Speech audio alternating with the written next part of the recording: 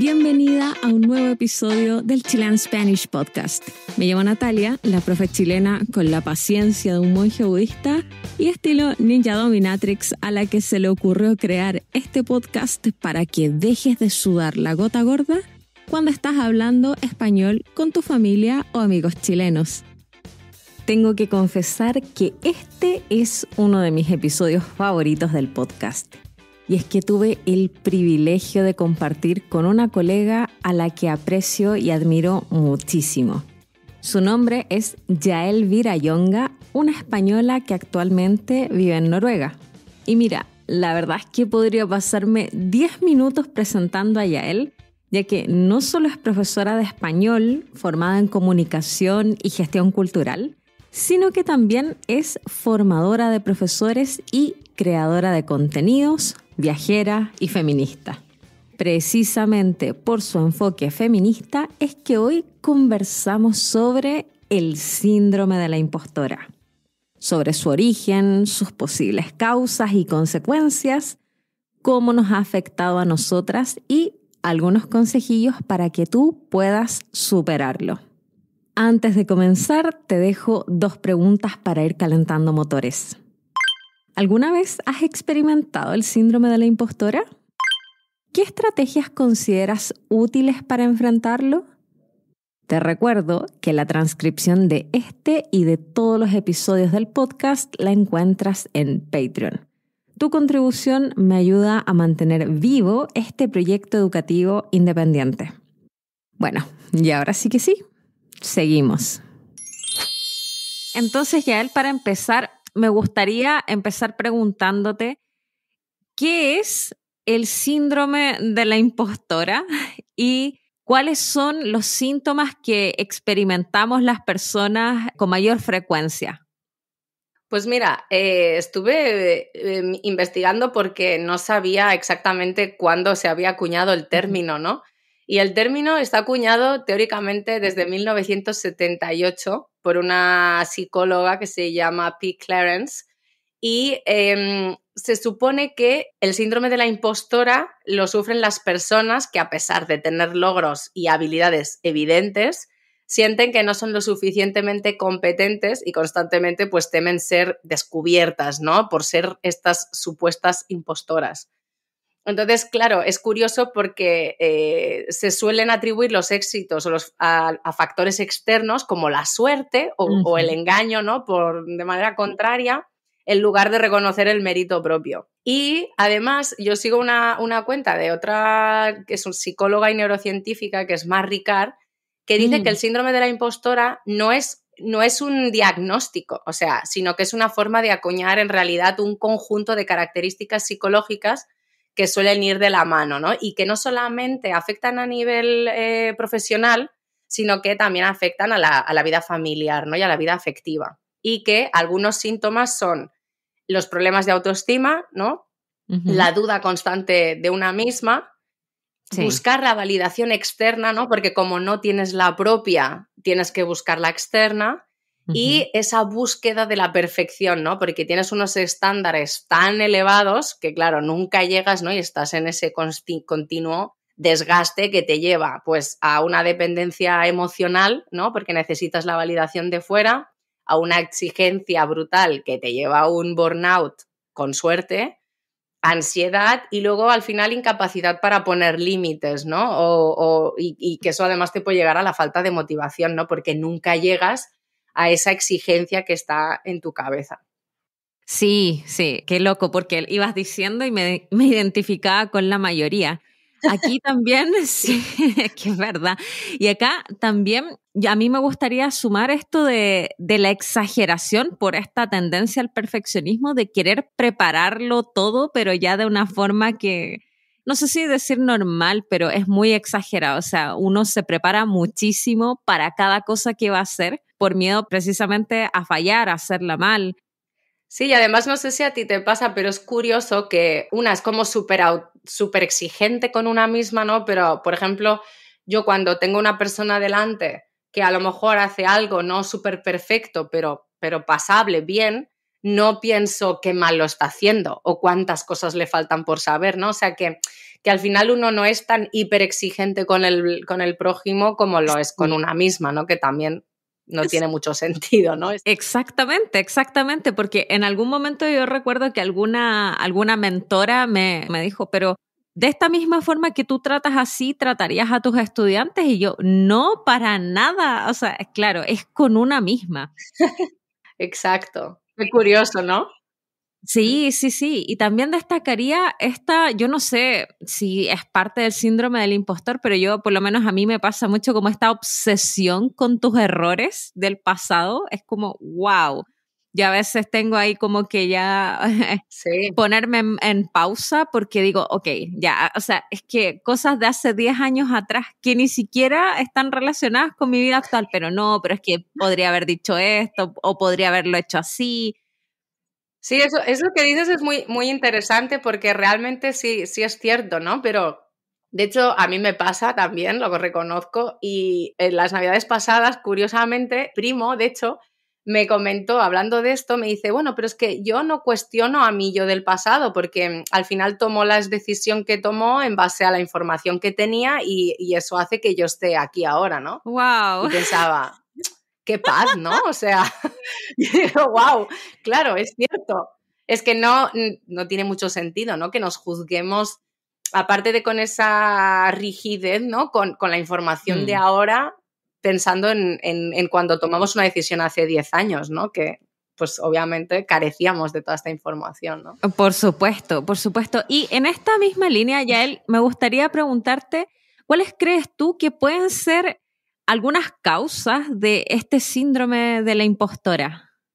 Pues causas pueden haber muchas probablemente. A mí se me ocurría por hacer dos grandes grupos.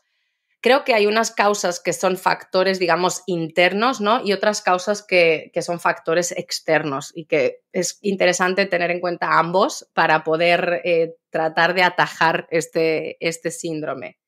Mm, Por un lado, yo pienso sobre todo que en cuanto al tema interior, yo me referiría mucho a la infancia, ¿no? O sea, mm, cuando a lo mejor has tenido una infancia en el que no ha habido quizá validación de las emociones o ha habido un cumplimiento de expectativas por parte de tu padre, tu madre, no sé, tu tutor legal, quien sea, y por lo tanto te has visto obligado a satisfacer esa validación, ¿no? de esa otra persona en base a sus expectativas, no a las tuyas propias. O si has tenido en tu infancia también experiencias de comparación, ¿no? Que pasa mucho entre hermanos, por ejemplo, o no sé, o críticas ya en un caso más extremo, ¿no? Críticas o falta de reconocimiento, o ya cosas peores, ¿no? Que ya llegaríamos a temas de abuso y así. Creo que esa ujú. etapa en la que uno conforma su personalidad y muchas veces ni siquiera, digamos, hace falta tener progenitores, vamos a decirlo, malignos, ¿no? Sino que creo que es porque tampoco antes había tanta información sobre la educación emocional, ¿no? De las personas en general y mucho menos de los hijos y las hijas. Creo que eso Ujú. es un problema bastante generalizado, ¿no? Que en esta etapa de la infancia quizás si no has sido atendido de esa manera, luego buscas constantemente en tus parejas, en tus superiores, en tus colegas, o sea, por fuera buscas esa validación que no obtuviste de pequeño o de pequeña. No sé si estás de acuerdo en eso. Absolutamente. De hecho, también investigando un poco sobre este tema, de lo que se habla mucho son de las dinámicas familiares durante la infancia. Las comparaciones o cuando tienes presión por sacar buenas notas. Total. Y coincido mucho contigo en el hecho de que, bueno, También. nosotras tenemos la misma edad, entonces por lo menos en la generación de mis padres no había toda esta educación ni como este trato como más respetuoso hacia las infancias. A ver, no estoy diciendo que por lo menos en mi familia haya sido de esa forma, pero por supuesto eran otros tiempos. Sí, totalmente. Y de hecho se puede observar porque yo sí siento que a mujeres más jóvenes con las que he tratado no tienen tanto este sentimiento y quizás sea también porque la crianza de un tiempo a esta parte, aunque nos llevemos a lo mejor 10 años, sí hay una diferencia, ¿no? O sea, la educación emocional Sí. ya resonaba más que entonces, ¿no? Por nombrar algún factor, Ujú. digamos, interno, pero a mí me interesa mucho los factores externos porque siento que en el mundo individualista en el que estamos hoy, se parece, ¿no?, que todos los problemas los puedes resolver a nivel solamente individual, ¿no? Pero en el caso de la impostora es muy importante, yo creo, tener en cuenta los factores socioculturales en los cuales estamos, que tienen, para mí, en gran parte la culpa de este síndrome. Y bueno, he intentado explicarlos un poco. Uh-huh. En primer lugar, creo que el sistema capitalista basado en la producción tiene parte de la culpa. A ver esta teoría qué te parece, Natalia, tú me vas a decir. Porque, claro, ojo, que la lanzo. Pues primero, porque todo es como de usar y tirar, ¿no? Entonces las personas somos reemplazables, ya no somos únicas, ¿no? Entonces, igual que los objetos en producción de masa, nos han hecho creer que todos somos como ciertamente un poco iguales, ¿no? Somos como fast fashion, ¿no? Que está tan de moda en vez de ser alta costura, ¿no? De repente. Dentro de este sistema, yo diría, por ejemplo, también la precariedad laboral, que tiene que ver con este punto que acabo de nombrar, ¿no? Cuando tú eres del montón, por así decirlo, ¿no? Entonces también tienes menos valor y por lo tanto, como tienes menos valor, se te puede pagar menos, ¿no? Y de hecho, y claro, dentro de la línea de ser también fácilmente reemplazable, claro, hay entonces falta de reconocimiento, porque tú eres uno más, ¿no? De hecho, para poderte pagar menos, te tienen que hacer creer que eres reemplazable y que eres uno más, porque si no, te tienen que pagar más por ese plus de ser especial, ¿no? Sí. Y como no eres especial, tú estás en una búsqueda constante por formarte y por destacar, bien para conseguir un salario mayor, y si no es por un salario mayor, es al menos por conseguir este reconocimiento que no tienes, ¿no? O sea, es como todo, para mí, una misma parte. No sé cómo lo ves, esta parte de la producción.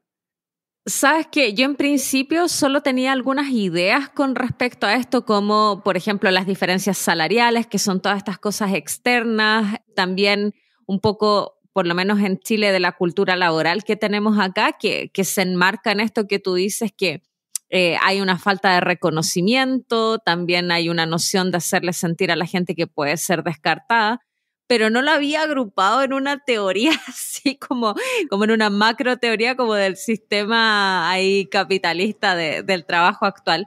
Pero sí podría estar muy de acuerdo contigo en eso. Sobre todo en el tema del trabajo, las diferencias también entre género, hombres y mujeres, porque hay una brecha salarial entre el sueldo que percibo yo y el que puede percibir un hombre por hacer la misma tarea. Entonces, ya de ahí, las mujeres somos más susceptibles a experimentarlo incluso. Claro. Pero no se me habría ocurrido plantearlo como esta teoría que tú nos trajiste el día de hoy. No, espera, porque justo me has dado pie, Natalia, que estamos conectadas mentalmente. Fíjate, porque lo que te venía a traer después del sistema capitalista basado en la producción es el sistema patriarcal, lógicamente. Que no es broma, me río, pero es demoledor. Porque, claro, estaba leyendo que Neus Arqué, que es una escritora, ¿no?, dice que, pues claro, otro de los factores del síndrome de la impostora es la falta de referentes de mujeres. Sí. O sea, ella dice, cito textualmente, creo que esta es una de las principales razones por las que nos inhibimos de la visibilidad. O sea, tú imagínate, claro, al no tener referentes, tú no sientes que ese espacio es tuyo, ¿no? Entonces, tienes una tendencia a la invisibilidad, ¿no? Exacto. Basándonos en esto que nos acabas de decir, una pregunta que no sé, yo te hago a ti, también se la planteo a la audiencia, de las lecturas que hacen, pensando un poco en libros. Yo me he dado cuenta que en mi biblioteca casi no tengo a mujeres escritoras, y las que lo son de novelas, pero por ejemplo, si leo sobre neurociencia, los autores son hombres. Entonces es curioso cómo la mujer está como en este caso segregada de la esfera pública y no se le reconocen méritos, y no porque no los tengan. Claro, es que fíjate, no, es que es súper interesante y es cierto, porque claro, nosotras históricamente hemos pertenecido al espacio privado, mientras que los hombres han pertenecido al espacio público, ¿no? Exacto. Entonces, Claro, ¿qué pasa? Que cuando una mujer toma ese espacio público del cual no está hecho para ella, primero que tiene que pasar como toda una especie de crítica, ¿no? De ¿y por qué está ahí? Si es por cumplir una cuota de paridad o no, ¿no? Si es por su físico, si es porque es joven, si es porque no. Entonces ya de entrada hay como un montón de preguntas de cuestionamiento cuando una mujer está fuera, ¿no? De ese espacio. Y entonces, claro, no son tantas las que al final dicen, venga, pues me da igual, me tiro a la piscina y me lo banco todo esto, ¿no? Así es, así es. Ay, Pero bueno, en fin. este tema da para mucho, sí, da para mucho. Pero ya pasando a otro aspecto es, ¿cómo crees tú que en términos concretos el síndrome de la impostora se manifiesta en nuestras vidas profesionales? Mira, yo pensaba decirlo así como muy esquemático, porque en realidad justo en esta chica, Mar Ricard, que es psicóloga y neurocientífica, dice que hay como unas 6 red flags para ver cómo se manifiestan, que sería una, que tiendes al perfeccionismo, solo ves las tareas pendientes, crees que cualquiera te puede sustituir, te obsesiona el súper rendimiento, tienes miedo al fracaso y no aceptas elogios. O sea, para mí sería realmente, estoy de acuerdo que son como las red flags del síndrome de la impostora, ¿no?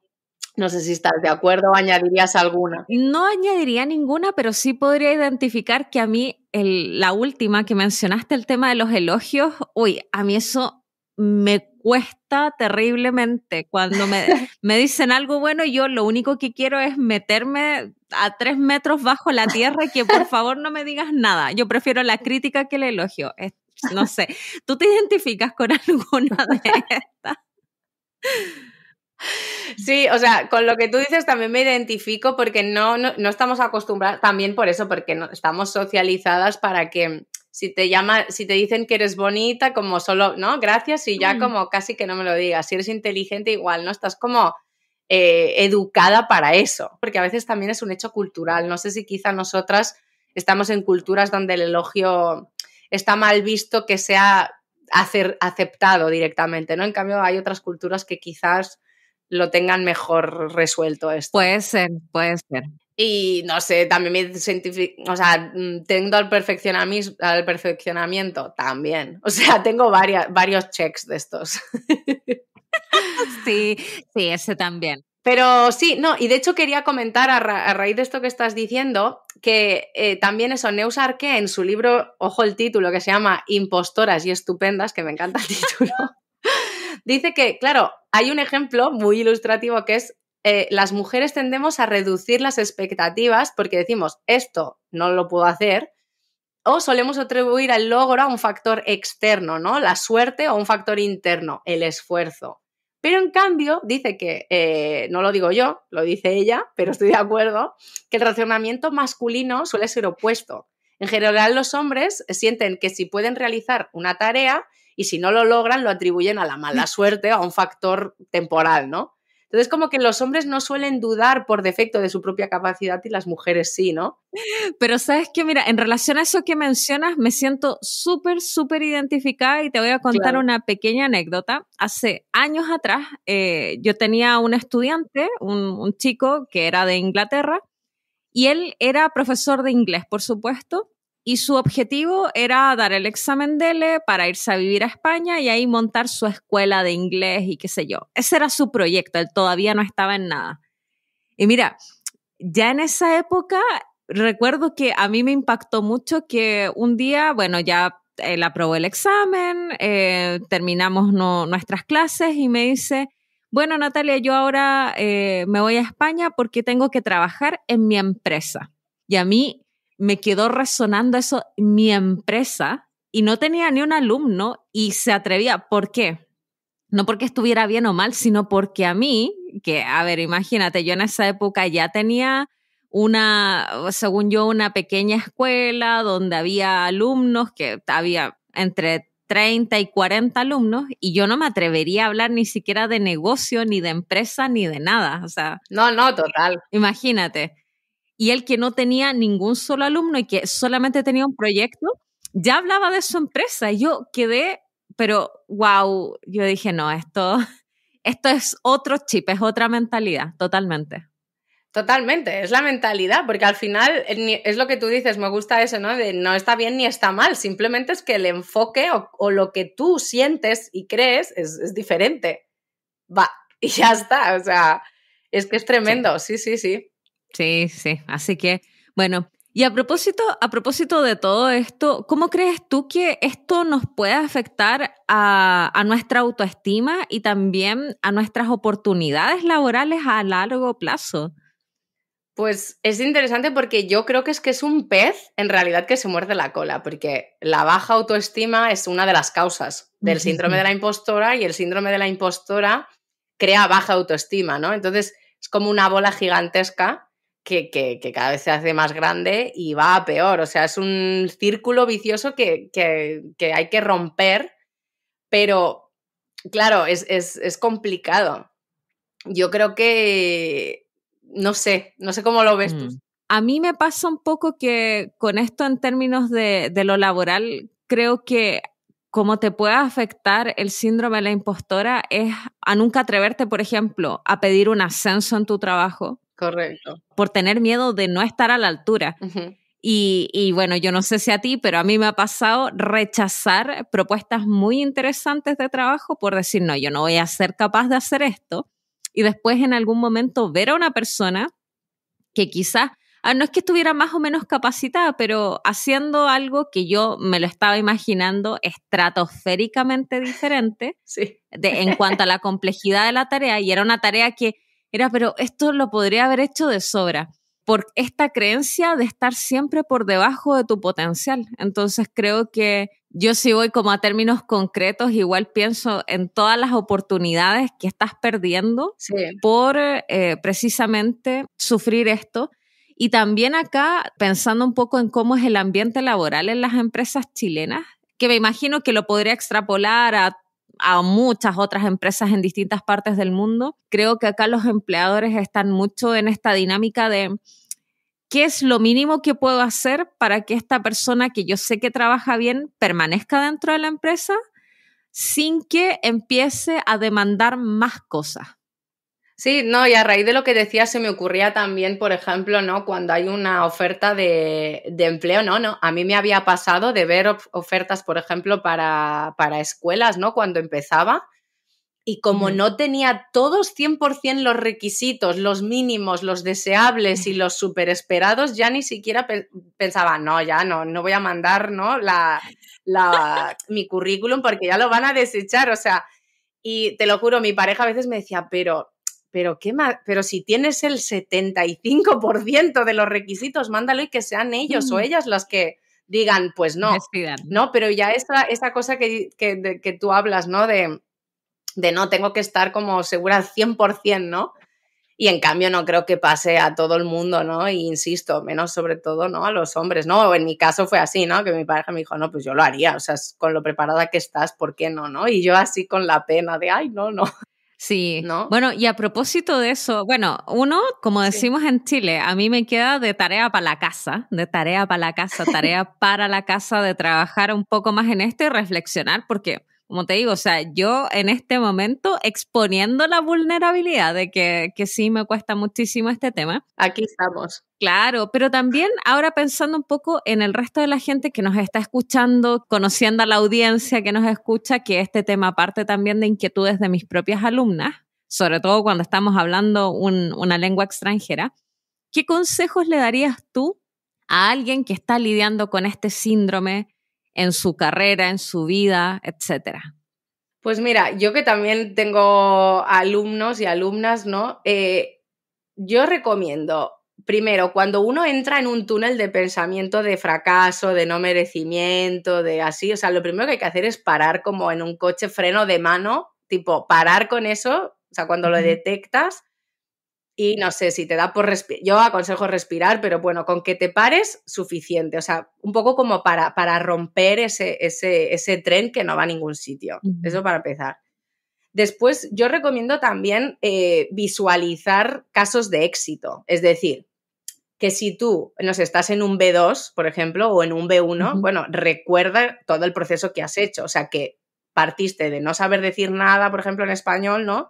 Y pasaste a un A1, luego un A2, o sea que realmente tú puedes reconocer en ti casos de éxito. Si no son lingüísticos, pueden ser de cualquier otro, ¿no? Pero recordarlo, las cosas que has hecho en tu vida que te han salido bien y que te han llevado a día de hoy, ¿no? Que pienso que muchas veces se nos olvida grandes logros de nuestra vida y creo que el hecho de que se nos olviden o no les pongamos la suficiente importancia hace que tengamos pues eso, que tengamos miedo, como si no hubiéramos pasado antes por eso y además airosamente y además con éxito, ¿no? O sea que al menos parar, visualizar casos de éxito y luego a veces incluso hacer otra cosa. O sea, yo, por ejemplo, va a sonar muy de manual, pero a veces estoy colapsada con lo que sea que esté pensando obsesivamente y me voy a caminar o me voy a correr o me voy a lo que sea y nunca he sido gran deportista, ¿eh? O sea, te lo pueden atestiguar mucha gente de mi vida que no soy para nada una gran atleta, pero sí es cierto que, bueno, leyendo además de neurociencia, que eso lo hemos comentado, Sí. o sea, hay unos cambios químicos, ¿no? Cerebrales a la hora de cuando haces ejercicio. Entonces pienso que a veces cuando estás en un bucle de...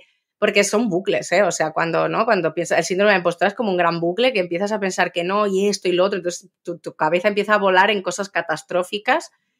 Parar y cambiar ese flujo energético mental de una, porque luego cuando vuelves a lo mejor de correr, de andar o de lo que sea, o de escuchar música, a mí me funciona mucho, por ejemplo, escuchar música, puedes volver a sopesar el tema y muchas veces es alucinante de cómo lo ves la situación a veces totalmente diferente y dices, a ver.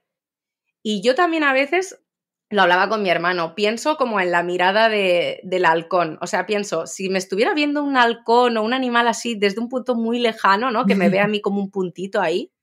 O sea, realmente no es tan importante esto que para mí ahora es tan importante, ¿no? O sea, realmente cuando podemos separarnos un poco de, ¿no? Como vernos desde fuera, ¿no? O alejarnos un poco, ya empiezas a ver que no es tan importante eso que te agobia tanto, que piensas que va a ser tan crucial. O sea, al final, pues eso, un poco como a veces el ser consciente como de la mortalidad, ¿no? O sea, Sí. ni podemos ser perfectos ni podemos orquestar el mundo, ¿no? A nuestro deseo. Entonces, mejor divertirse y no ansiarse, yo creo, ¿no? Exacto. O sea, para mí serían como los consejos que me aplico, al menos, Sí. o que trato de aplicarme. Yo en ese mismo sentido, y con esto ya para cerrar, lo que siempre me pregunto cuando estoy ahí con la ansiedad de no, lo voy a hacer todo mal.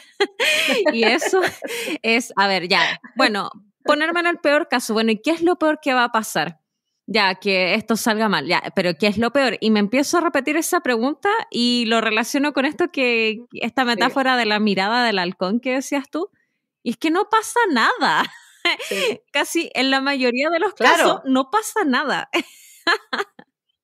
Eso. Exacto. Eso sí. Sí, eso es el mejor remedio, yo creo. Si me tengo que quedar con alguno, Natalia, es este que estás diciendo, ¿no? De al final, ¿qué es lo peor que puede pasar? Si lo peor que puede pasar es que a alguien no le caiga bien, oye tú, pues yo qué sé. Y es que igual no le vas a lo he caer hecho lo bien. mejor que podía. Que aunque hagas o no hagas, claro, sí, eso es. Claro.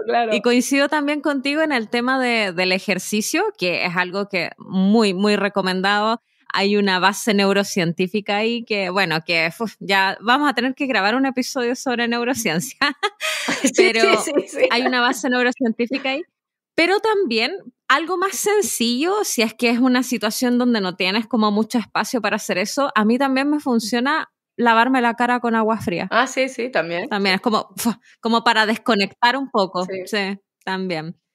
No una ducha, porque esto ya no queremos volverlo en algo traumático.